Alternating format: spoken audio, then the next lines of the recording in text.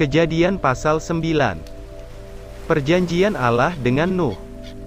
Ayat 1, lalu Allah memberkati Nuh dan anak-anaknya, serta berfirman kepada mereka, Beranak cuculah dan bertambah banyaklah, serta penuhilah bumi.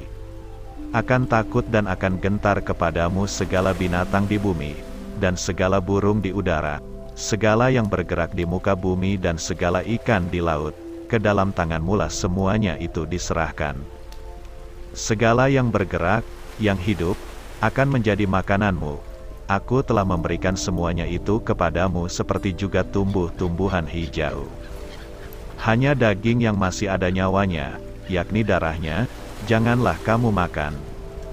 Tetapi mengenai darah kamu, yakni nyawa kamu, aku akan menuntut balasnya. Dari segala binatang aku akan menuntutnya, dan dari setiap manusia aku akan menuntut nyawa sesama manusia. Siapa yang menumpahkan darah manusia, darahnya akan tertumpah oleh manusia, sebab Allah membuat manusia itu menurut gambarnya sendiri.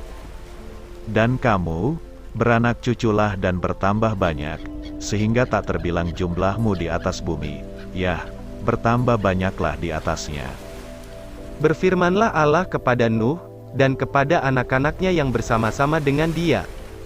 Sesungguhnya aku mengadakan perjanjianku dengan kamu, dan dengan keturunanmu, dan dengan segala makhluk hidup yang bersama-sama dengan kamu, burung-burung, ternak, dan binatang-binatang liar di bumi yang bersama-sama dengan kamu, segala yang keluar dari bahtera itu, segala binatang di bumi.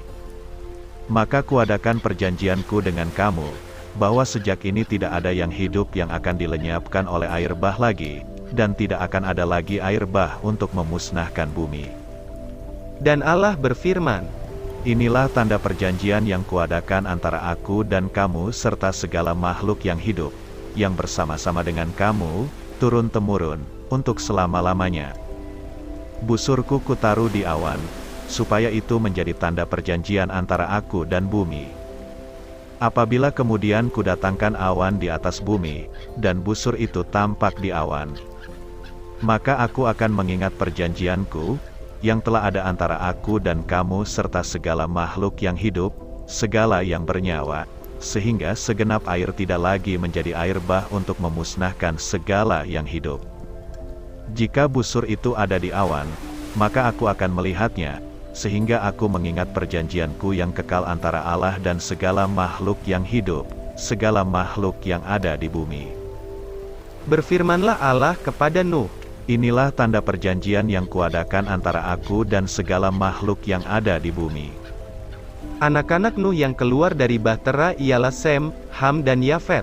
Ham adalah bapa Kanaan. Yang tiga inilah anak-anak Nuh, dan dari mereka inilah tersebar penduduk seluruh bumi. Nuh menjadi petani, dialah yang mula-mula membuat kebun anggur. Setelah ia minum anggur, mabuklah ia, dan ia telanjang dalam kemahnya. Maka Ham, bapa Kanaan itu, melihat aurat ayahnya, lalu diceritakannya kepada kedua saudaranya di luar. Sesudah itu Sem dan Yafet mengambil sehelai kain, dan membentangkannya pada bahu mereka berdua, lalu mereka berjalan mundur. Mereka menutupi aurat ayahnya sambil berpaling muka, sehingga mereka tidak melihat aurat ayahnya. Setelah Nuh sadar dari mabuknya, dan mendengar apa yang dilakukan anak bungsunya kepadanya, berkatalah ia, terkutuklah Kanaan, hendaklah ia menjadi hamba yang paling hina bagi saudara-saudaranya. Lagi katanya, terpujilah Tuhan, Allah Sem, tetapi hendaklah Kanaan menjadi hamba baginya.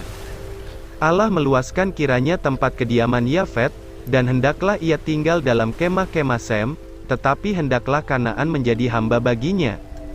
Nuh masih hidup 350 tahun sesudah air bah.